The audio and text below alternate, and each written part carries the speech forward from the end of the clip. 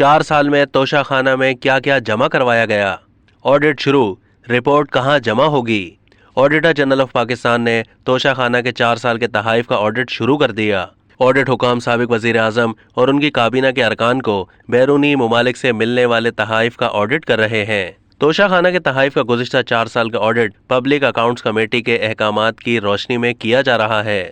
Auditor general of Pakistan نے وفاقی audit directorate کو آڈٹ کرنے کی ہدایت کی ہے اور اس کے لیے خصوصی ٹیم تشکیل دی گئی ہے جو توشہ خانہ کا آڈٹ کر رہی ہے۔